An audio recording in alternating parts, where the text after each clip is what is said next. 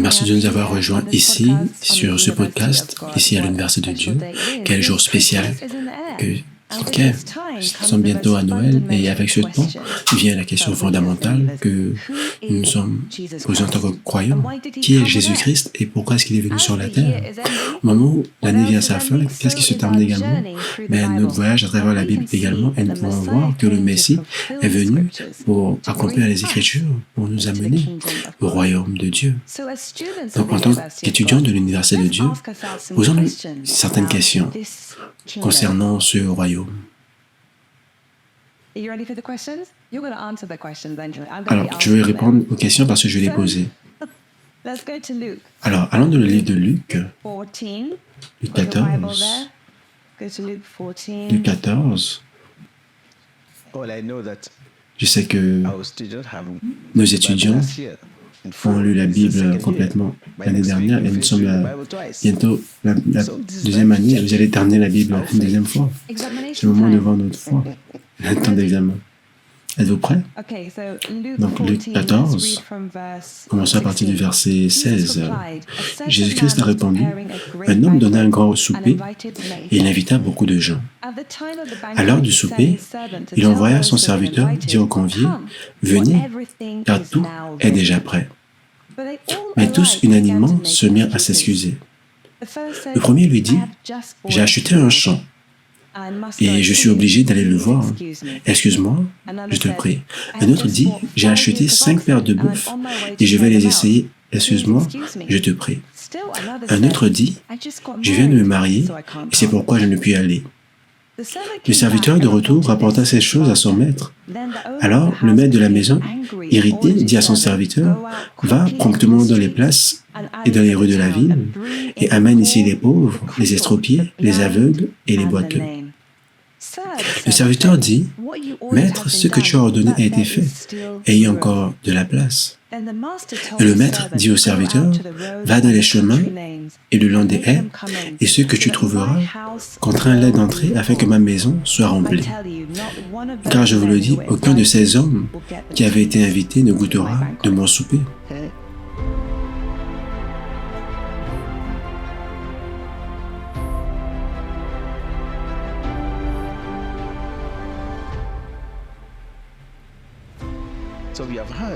Nous avons écouté l'invitation. Êtes-vous prêts? Lorsque le Seigneur reviendra, serez-vous prêts? Quand le royaume de Dieu viendra, le royaume de Dieu peut venir seulement à ceux qui sont prêts et préparés pour cela. C'est pour cela que Jésus-Christ a dit, veillez et priez. Donc, laissez-moi rafraîchir vos pensées pour ce temps, pour l'examen personnel, pour une introspection, pour vérifier notre foi et notre connaissance des Écritures. Car la Bible dit la bonne connaissance de Dieu. C'est clair. Quand le grand roi dirigeant un royaume éternel, à cause des ressources illimitées de ce royaume peut accommoder le monde entier. Le grand roi invite. Le grand roi invita ceux qui étaient désireux de venir avec un accès libre à ces ressources illimitées.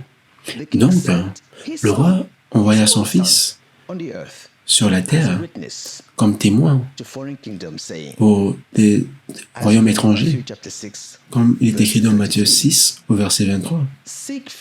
Cherchez premièrement le royaume de Dieu et toute chose vous sera donné par la suite. L'accès à ce royaume est offert à toute personne qui remplit les conditions. Il offre la citoyenneté et une paix inhabituelle.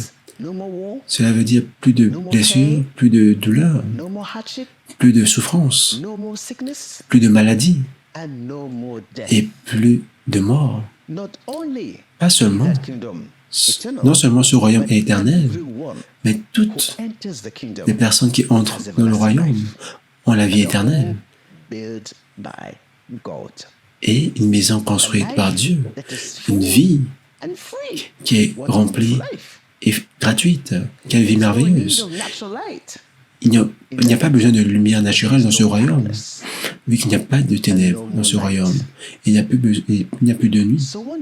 Donc un jour, le Fils atterrit dans une terre étrangère, dans un royaume étranger, avec sa bonne nouvelle du royaume de Dieu.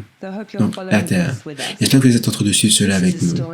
Ça, c'est l'histoire de notre vie, c'est l'histoire de notre Messie, et c'est l'histoire du royaume de Dieu, qui est beaucoup plus réel que vous et moi. Beaucoup avaient cru. Beaucoup trouvent le message difficile à entendre. Beaucoup avaient beaucoup de questions. Êtes-vous ici maintenant avec une question dans votre cœur? Adressons ces questions à Jésus-Christ. Il ne nous rejette pas, il ne prête pas attention à nos doutes, aussi longtemps que nous cherchons des réponses de lui au milieu de nos doutes. Quand la vérité était ignorée délibérément, Jésus-Christ, qu'est-ce qu'il a fait? Il est resté silencieux. Mais quand les gens ont commencé à avoir faim pour la justice, il leur a enseigné pendant des heures. Donc, quelle était la question qu'ils lui posèrent? Et quelles étaient ses réponses?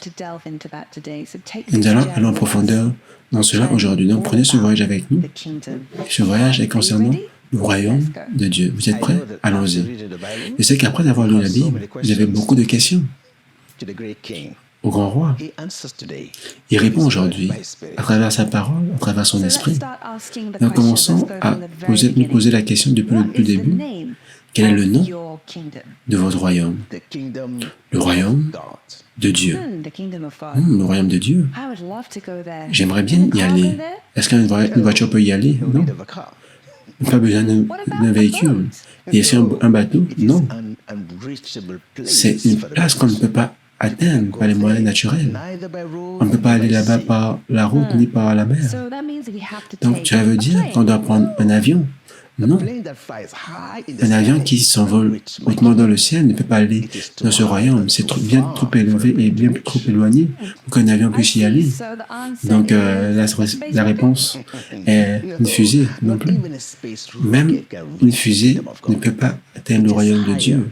C'est bien plus élevé et bien plus loin que toutes les galaxies de l'univers.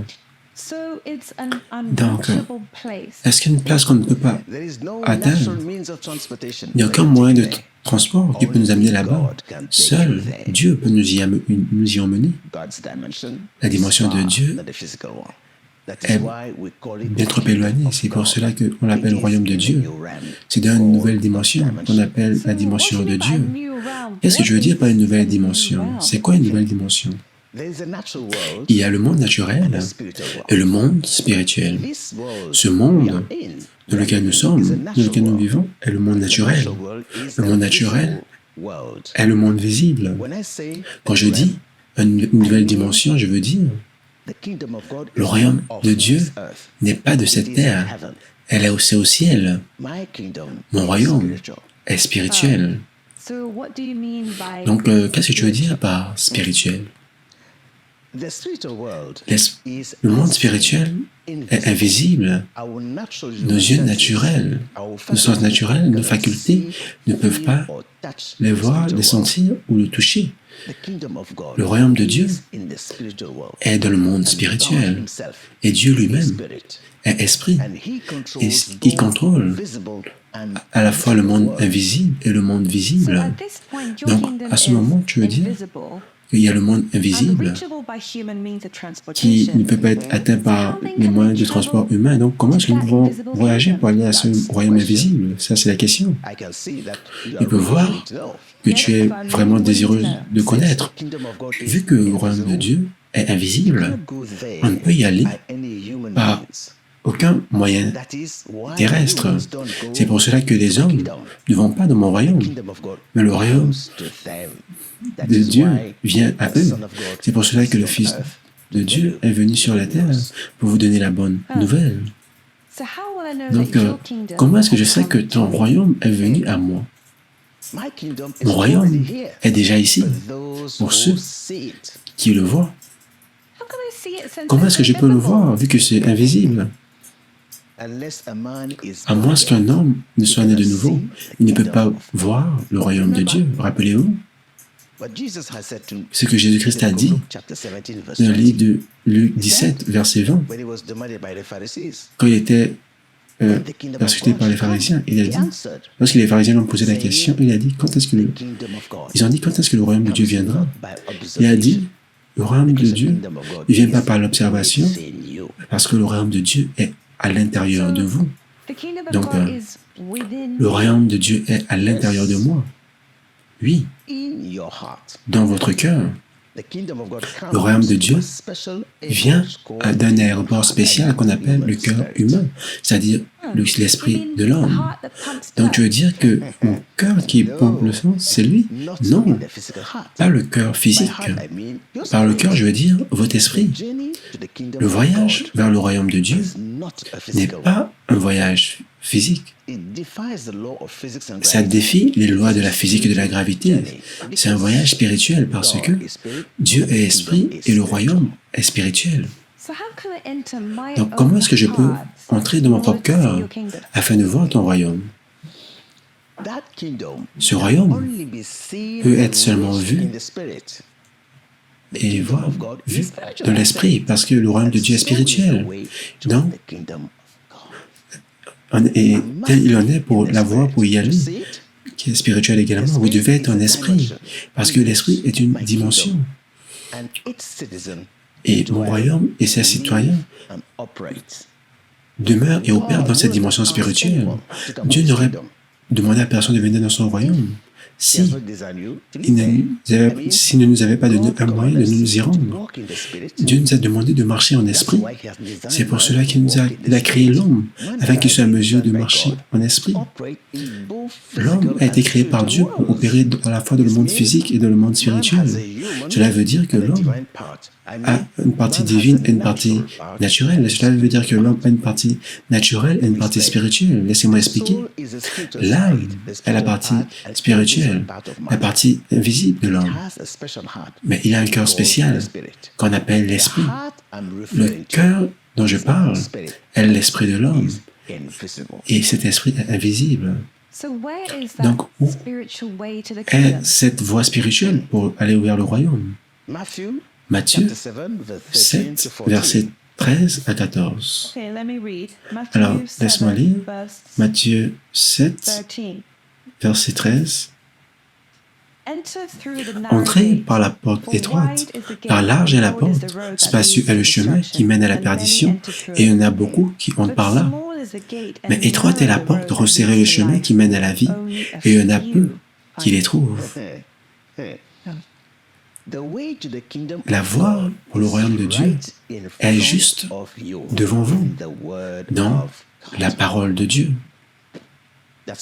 C'est pour cela, le Seigneur Jésus-Christ a dit, Dieu n'ouvrira pas la voie du royaume à ceux qui gardent leur Bible fermée. J'ai une ici. Je te la remets gratuitement. Merci. C'est la lettre d'invitation pour le royaume des cieux. C'est la carte pour aller vers le royaume des cieux. Prends cette Bible, c'est un cadeau gratuit. Donc, cette Bible est mon invitation pour le royaume de Dieu. Ce n'est pas une Bible ordinaire, ce n'est pas un livre ordinaire. C'est vrai, ça ressemble à un livre ordinaire. Ça ressemble à tout autre livre. Mais c'est très spécial. C'est un livre spécial. C'est un livre qui vous lit, même au moment où vous êtes en train de le lire. C'est la lettre inspirée par le Saint-Esprit, comme la Bible dit dans 2 Pierre, chapitre 2, au verset. Je veux que vous compreniez qu'il y a 2 Bibles. Nous avons la Bible qu'on appelle la Bible elle-même, et nous avons la Bible sainte. Nous avons la Bible ordinaire, que nous pouvons trouver dans les librairies et un peu partout. Et nous avons la Bible sainte, la Bible invisible, qui est sauvegardée dans le cœur humain, dans l'esprit de l'homme. Des paroles ordinaires ne peuvent pas vous emmener au royaume de Dieu, mais les paroles saintes de Dieu dans votre cœur peuvent le faire.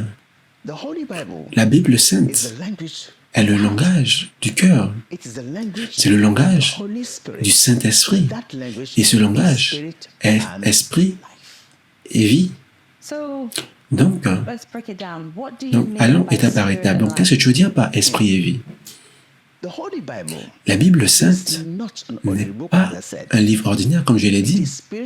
Elle est esprit et vie. Cela veut dire c'est la présence vivante du royaume de Dieu. Elle atteint des places qui sont inatteignables de façon instantanée. Elle va directement dans le cœur. Notre cœur est où Dieu demeure. Dans d'autres mots, notre cœur est où le royaume de Dieu demeure et vient.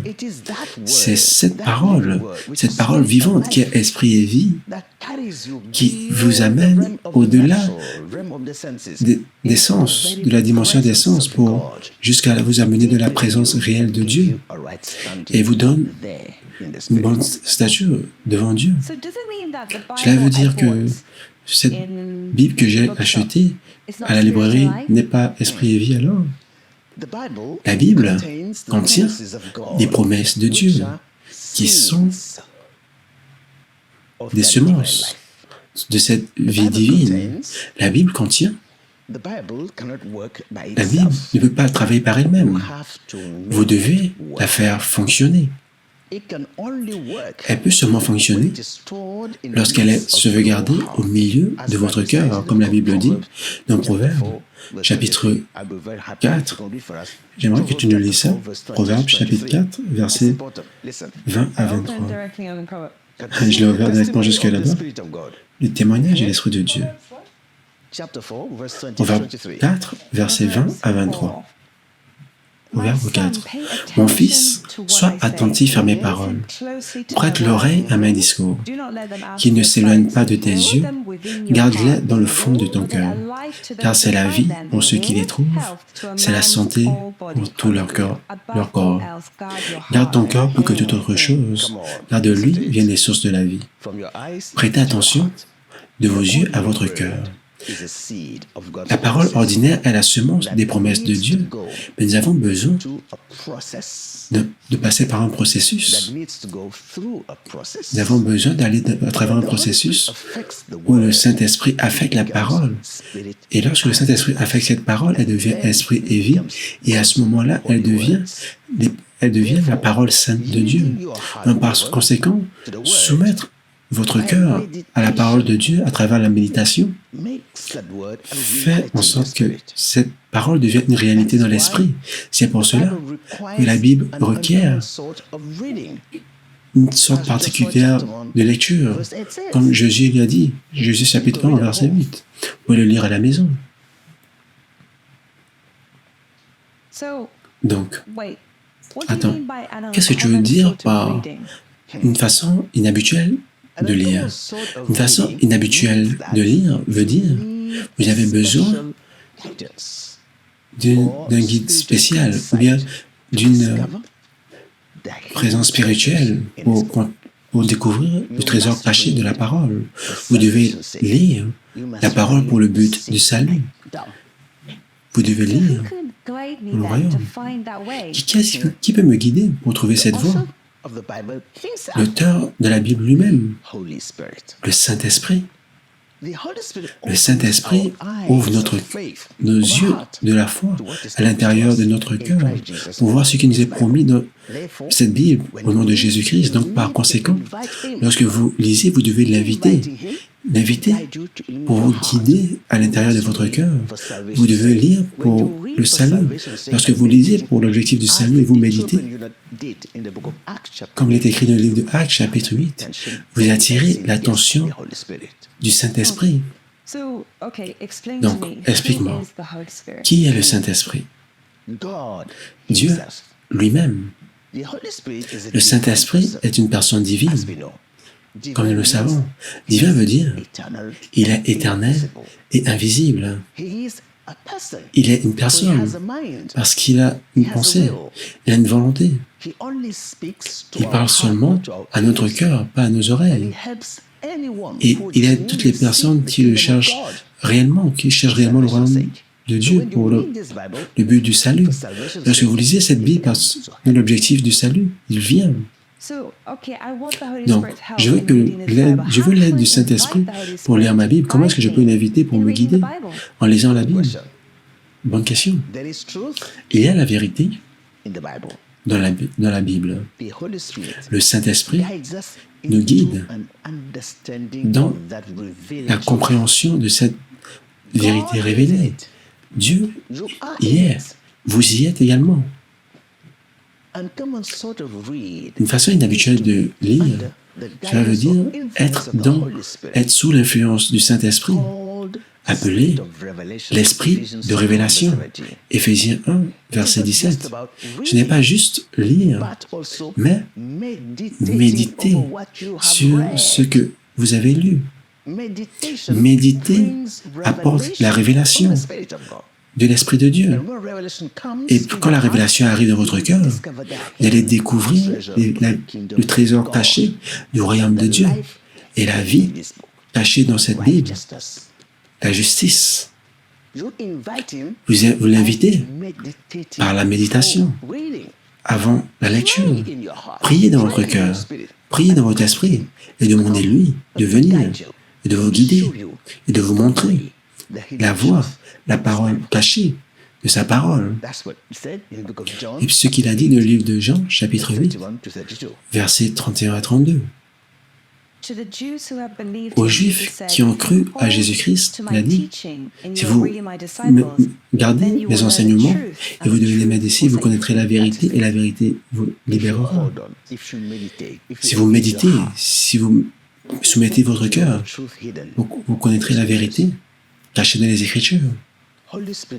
Le Saint-Esprit est invisible. Lui-même viendra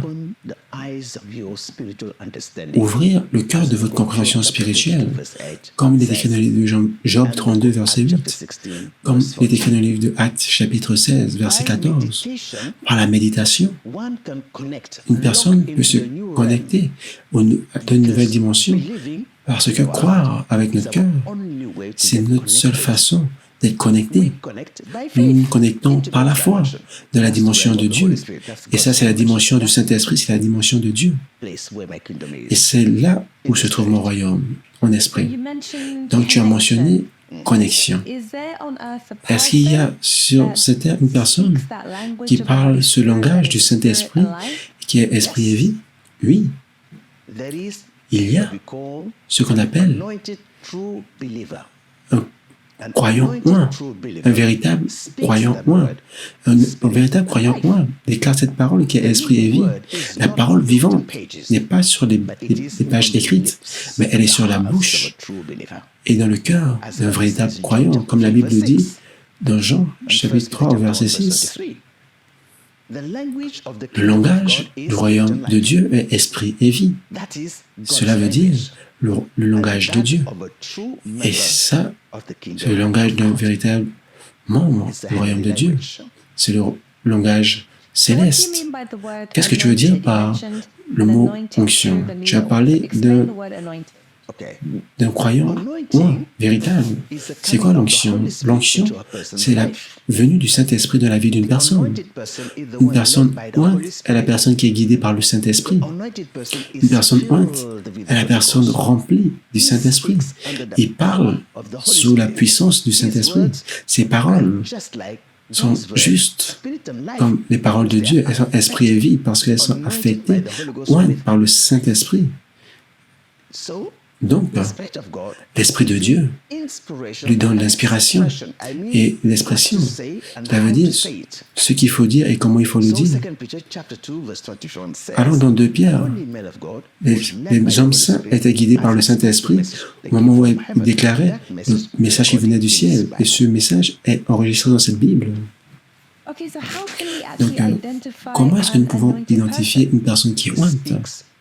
Il parle au cœur des hommes. Lui ou elle? Désolé, une correction. Je vais le corriger, c'est vrai. Merci de l'avoir défini. Merci. Lui ou elle parle au cœur de l'homme. Quand une telle personne la vie de Dieu dans sa parole est manifestée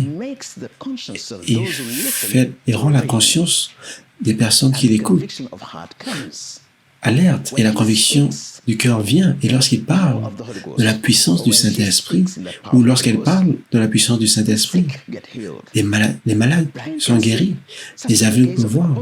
C'était le cas des apôtres des temps anciens. Lorsqu'ils déclaraient la parole, les anciens, les pauvres étaient bénis, les malades étaient guéris. C'est pour cela que c'est appelé esprit et vie. Elle donne la vie et la santé à toute chair. Ça, c'est la parole de vie. C'est quoi le nom d'une telle personne? Il est un ambassadeur du royaume de Dieu sur cette terre, dans l'autorité et la puissance. Comme un ambassadeur, il est parfois appelé un serviteur de Dieu, parfois un homme de Dieu. Du livre de 2 Corinthiens, chapitre 5, verset 20, il est écrit « Nous sommes les ambassadeurs de Dieu ». Le royaume de Dieu est concernant la puissance omnipotente et la présence du Saint-Esprit. Les apôtres des temps anciens, Pierre et les autres, étaient des ambassadeurs de Dieu sur la terre. Et ils avaient le sceau de l'authenticité dans la puissance du Saint-Esprit pour représenter le royaume de Dieu sur la terre. Un véritable serviteur de Dieu est guidé par le Saint-Esprit. Jésus-Christ n'a jamais dit à quelqu'un de lui représenter sans la puissance du Saint-Esprit. Pourquoi? Parce que le Saint-Esprit est le témoin des choses célestes. Donc tu veux dire qu'il y a une ambassade pour le royaume de Dieu sur cette terre? Oui. C'est appelé une église vivante. La fondation de toute église vivante, c'est la parole vivante de Dieu et le guide du Saint-Esprit. C'est l'ambassade de Dieu sur la terre. Pourquoi est-ce qu'on l'appelle une ambassade? Est-ce que j'ai besoin d'un visa pour aller dans le royaume de Dieu? Oui, il y a un visa appelé le sceau de justice. Sans cela, vous ne pouvez pas rentrer dans le royaume de Dieu. Quelles sont les conditions pour recevoir le sceau de justice? Il y a beaucoup de conditions. La première condition, pas de record criminel, pas de péché. Pas de péché, je veux dire, vous devez avoir un cœur pur. Parce que la semence peut être mise seulement d'un cœur pur. Vous devez respecter les règles de pureté. Ce sont eux qui ont l'accès libre au royaume, ceux qui ont un cœur pur. Ok. Allons plus en profondeur, oui, de façon basique. Qu'est-ce que le péché? Le péché, c'est lorsqu'on s'éloigne du standard de Dieu. Le péché, c'est la désobéissance au commandement de Dieu. C'est un genre de transgression, comme mentir et voler. Tout péché ou commis est enregistré dans un livre spécial au ciel. Toute personne qui s'éloigne de Dieu est automatiquement jugée. Donc, est-ce qu'il y a une personne qui ne pêche pas? Non. Ce que l'Écriture dit, tous les hommes, toute l'humanité a péché, donc chacun d'entre nous, et il n'y a aucun juste, pas même un seul. Alors, cela veut dire que personne ne peut être qualifié alors? Oui, bonne question. Personne ne peut être qualifié par ses propres œuvres de justice parce que nous avons tous péché. Donc, cela veut-il dire que c'est impossible d'aller au ciel? Non, aux hommes, ceci est impossible, mais à Dieu, tout est possible. Avec Dieu, tout est possible. Il y a une seconde condition, ce qu'on appelle la grâce. C'est quoi la grâce? La grâce est un billet gratuit pour le royaume de Dieu. La grâce est une faveur imméritée. Sans la grâce, personne ne peut entrer dans le royaume. Alors, je veux avoir cette grâce. Comment est-ce que je peux l'avoir? L'Écriture dit, Dieu a tellement aimé le monde qu'il a donné son propre Fils pour payer le prix pour les pécheurs de toute l'humanité. Le Fils a donné sa propre vie pour le salut de toutes les personnes qui se sont éloignées du droit chemin. Donc, comment est-ce que je peux avoir ce billet? Bonne question. Cela nous amène à la troisième condition nécessaire pour avoir accès à cette grâce. Lorsque vous appliquez pour un visa de le naturel, le consulat vérifiera si vous vérifiez les conditions requises pour le visa. On vous posera des questions sur vos ressources. Vous devez apporter la preuve que vous avez suffisamment de ressources. Vos déclarations bancaires pour montrer que vous avez suffisamment de ressources pour entrer dans le pays. Ai-je raison? Ils vérifieront si vous avez suffisamment de moyens pour les dépenses pour le billet d'avion. C'est la même chose pour ce qui concerne le royaume des cieux. Lorsque nous sommes face à face avec Jésus-Christ, le consulat divin, il n'est pas intéressé à votre apparence, à votre position, à d'où vous venez ou de combien vous avez dans votre compte bancaire. Il est seulement intéressé et ça, c'est la seule ressource pour recevoir le billet gratuit de la grâce pour aller gratuitement au royaume de Dieu. Et c'est quoi le nom de ce visa céleste? Comme j'ai dit, le billet est donné gratuitement aux personnes qui ont des ressources spirituelles suffisantes. Et ces ressources et cette devise est déposée dans un compte spécial dans la Banque du Ciel. Et avant que vous appliquiez pour le visa au royaume du ciel, vous devez d'abord ouvrir un compte dans la Banque céleste de Dieu. Et comment puis-je ouvrir un tel compte bancaire? Lorsque vous donnez votre cœur à Dieu, votre cœur devient le compte dans lequel la monnaie céleste, c'est-à-dire votre foi, est créditée. Donc, lorsque vous donnez votre cœur à Dieu, votre cœur devient le compte du créditeur au ciel en tant que chrétien. Parce que seule la foi plaît à Dieu. Parce que la foi est la seule monnaie acceptée qui a le droit, qui a la capacité de vous donner les ressources du ciel et qui peut vous permettre d'avoir le billet libre de la grâce. Par la foi en l'œuvre finie de Jésus-Christ, nous recevons la purification de nos péchés par la foi. Ça, c'est la grâce. C'est la grâce qui couvre nos péchés par la foi. La foi au sang de Jésus-Christ qui nous nettoie, qu'on appelle Jésus-Christ l'agneau de Dieu. Lorsque vous appliquez pour le visa au royaume de Dieu, le chef, l'officier, contactera la banque au ciel et vérifiera la déclaration de votre compte céleste. Il vérifiera l'état de votre cœur, où est sauvegardé les trésors du ciel, pour voir si vous avez suffisamment de ressources célestes. Je veux dire, vous devez avoir suffisamment de foi, pour avoir la foi, pour être accepté dans le royaume de Dieu pour une entrée libre. Et la grâce peut être seulement obtenue par la foi, pas par le mérite. Donc, le billet pour le royaume du ciel peut être seulement payé avec la monnaie céleste du royaume de Dieu, qui est appelée la foi.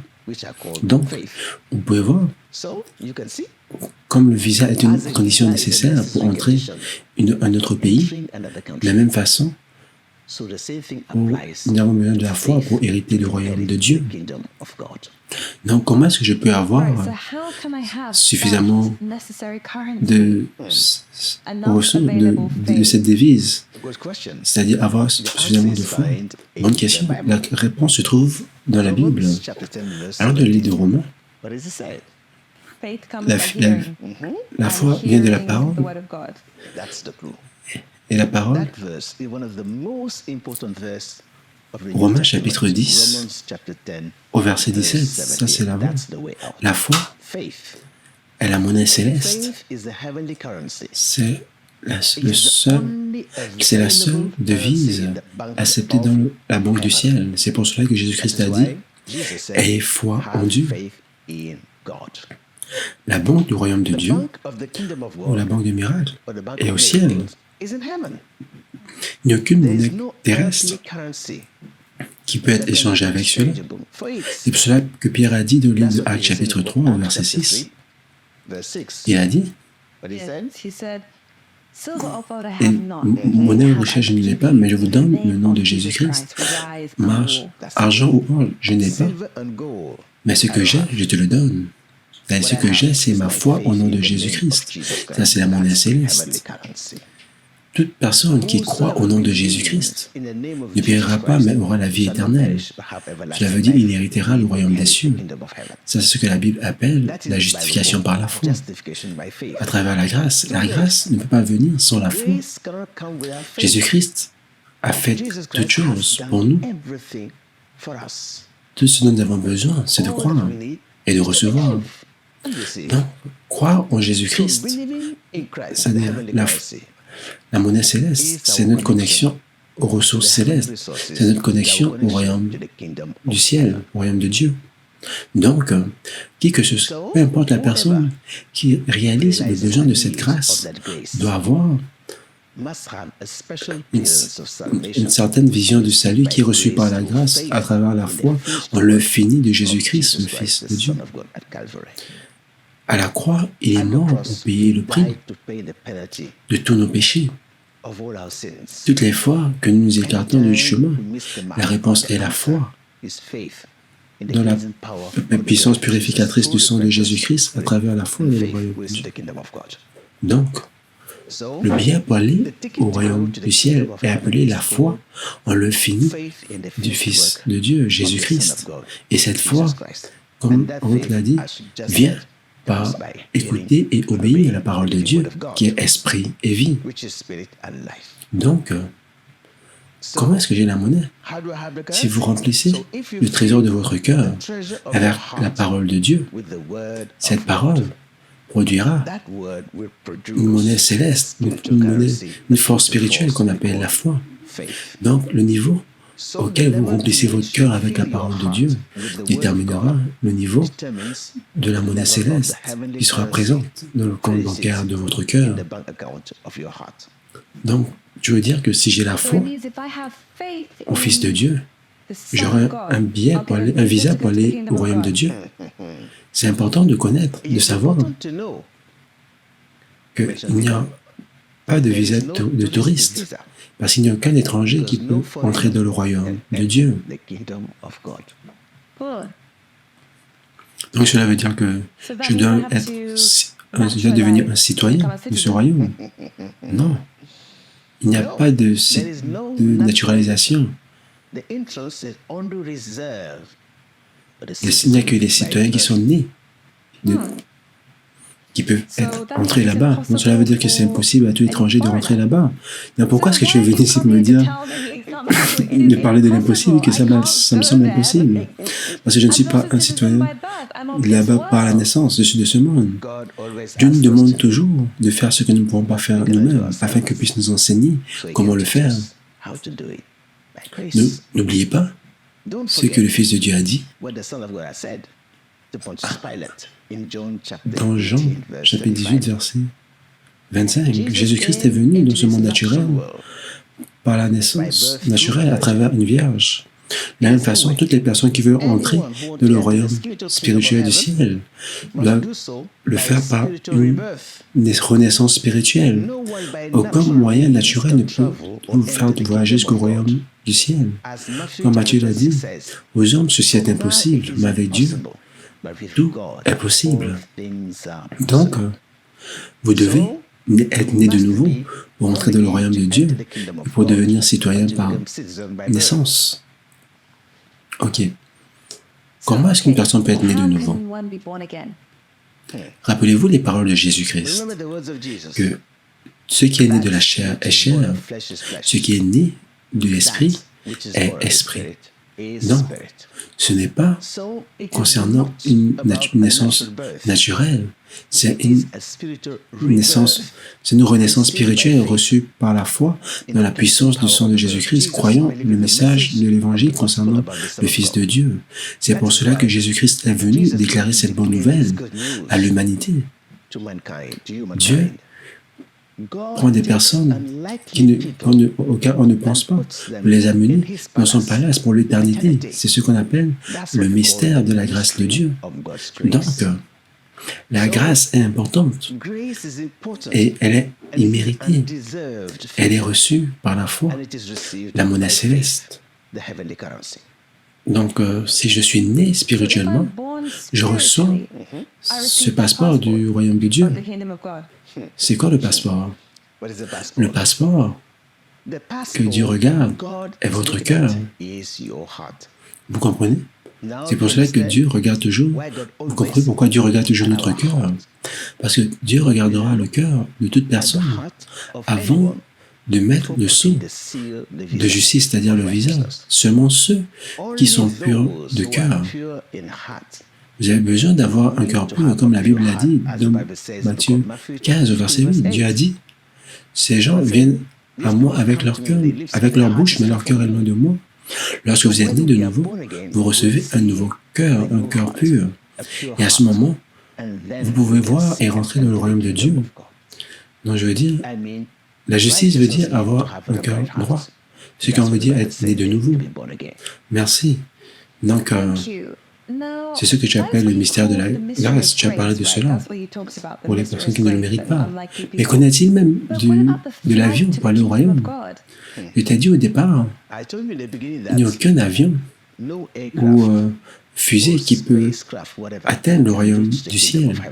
C'est bien plus élevé que toutes les galaxies de l'univers.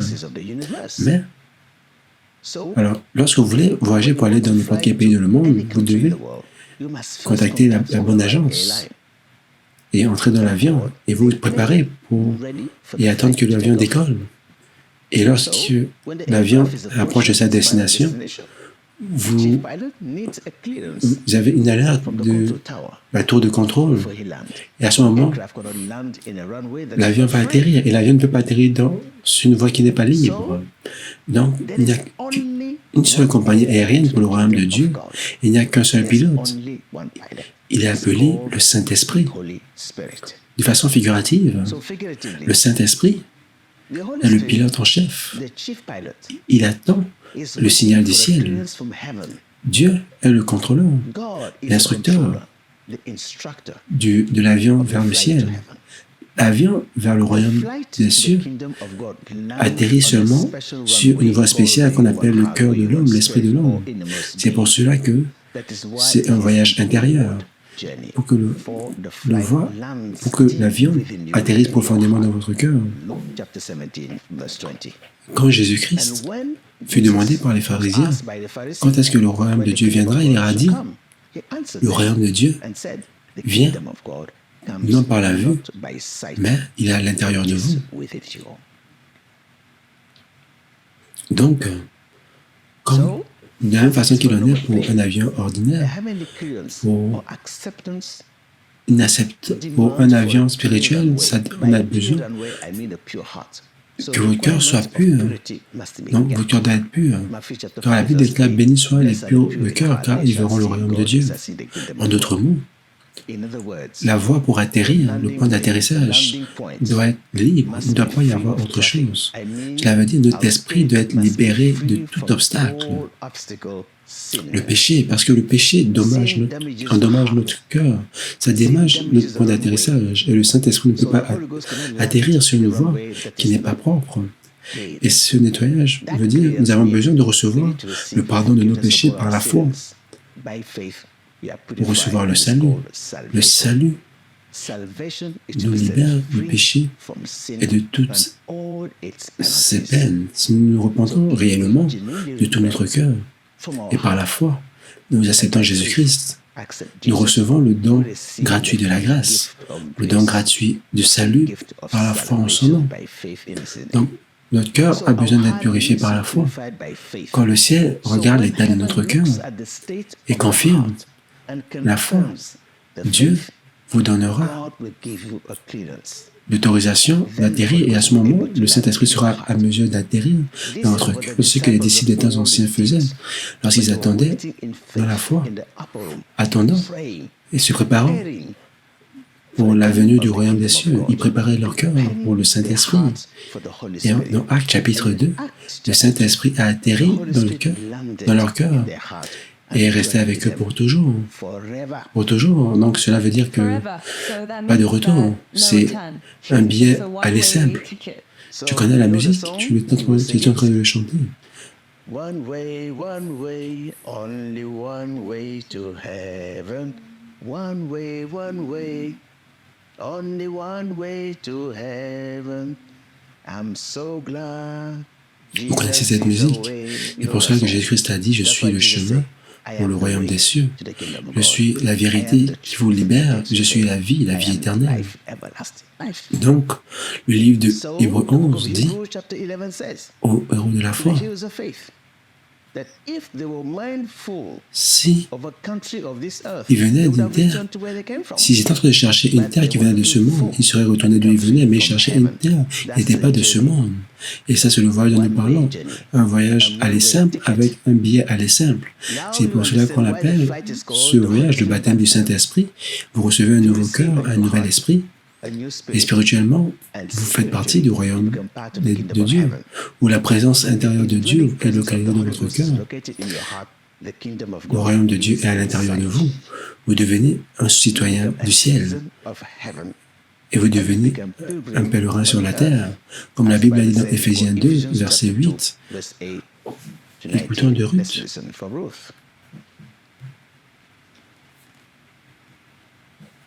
Éphésiens 2, versets 18 à 19.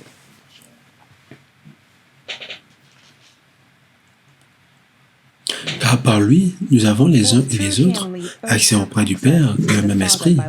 Ainsi donc, vous n'êtes plus des étrangers ni des gens du dehors, mais vous êtes concitoyens des saints, gens de la maison de Dieu. Alléluia.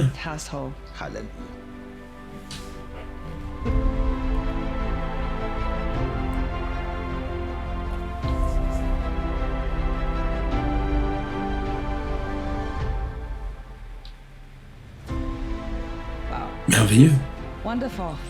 Donc, vous prenez ce voyage avec nous pour le royaume des cieux. Essayons de résumer cet enseignement merveilleux que nous avons eu aujourd'hui et je crois que vous avez apprécié cela. Cette discussion que nous avons eue, pour avoir le droit de rentrer dans le royaume de Dieu, vous devez montrer la preuve de justice. Et cette justice veut dire une position droite devant Dieu. Aucun acte de justice personnelle vous donnera accès au royaume de Dieu. C'est pour cela que Jésus-Christ a dit, cherchez premièrement le royaume des cieux et sa justice. Le roi David l'a compris lorsqu'il a prié dans Psaume 51, « Crée en moi un cœur pur et renouvelle en moi un esprit bien disposé. » Un nouveau cœur veut dire une nouvelle création, un nouvel esprit, un cœur droit. Seulement un tel cœur, seul un tel cœur peut recevoir le sceau du royaume du ciel. Donc pour être né de nouveau, c'est une renaissance spirituelle reçue par la foi dans la puissance nettoyante du sang de Jésus-Christ. La résurrection vivante de Christ. Et c'est cette renaissance spirituelle qui vous rend enfant de Dieu et vous recevez un nouveau certificat de naissance, une preuve de citoyenneté du royaume des cieux. La présence intérieure du Saint-Esprit en vous devient le visa, je veux dire, le seul sceau de justice. Et vous avez le royaume de Dieu en vous, ici, sur la terre. Mais maintenant, vous comprenez pourquoi Jésus-Christ a commencé son ministère avec cette parole. Repentez-vous, car le royaume de Dieu est proche. Toute personne qui croit en le fini de Jésus-Christ, le Fils de Dieu, reçoit la grâce du pardon. Et quand ses péchés sont pardonnés, sont nettoyés par la foi en la résurrection, il recevra le don de la justice et deviendra un citoyen du ciel. Le chef de l'immigration du royaume de Dieu est Jésus-Christ. Personne ne vient au Père excepté à travers lui. Jésus-Christ seul a le sceau de justice. Le livre de Jean, et il peut mettre ce sceau dans le cœur de toute personne qui embrasse son œuvre rédemptrice à la croix. Peu importe où vous êtes, peu importe ce que vous avez fait par le passé, vous pouvez recevoir ce sceau si vous croyez et accepter Jésus-Christ comme votre Seigneur et Sauveur maintenant. C'est pour cela que la Bible dit, Dans Jean 6, versets 25 à 26, ceux que le Fils libère, ils sont faits libres.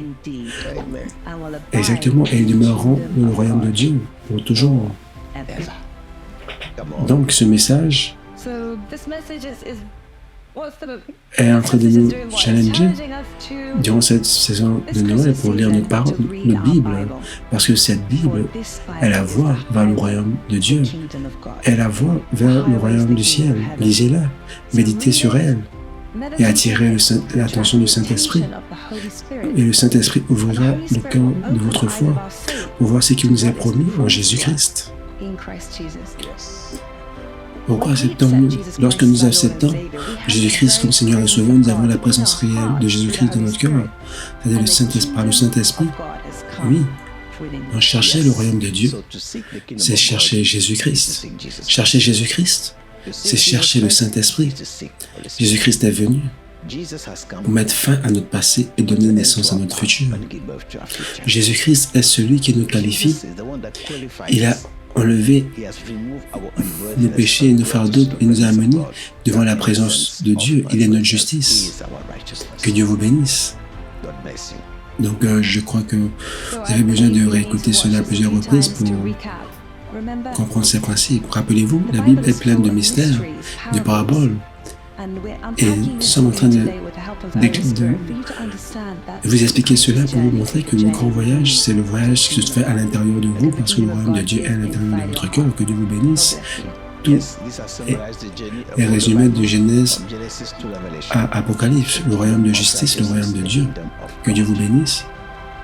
Restons dans sa présence, que le Seigneur soit avec notre esprit. Amen. Amen. Amen.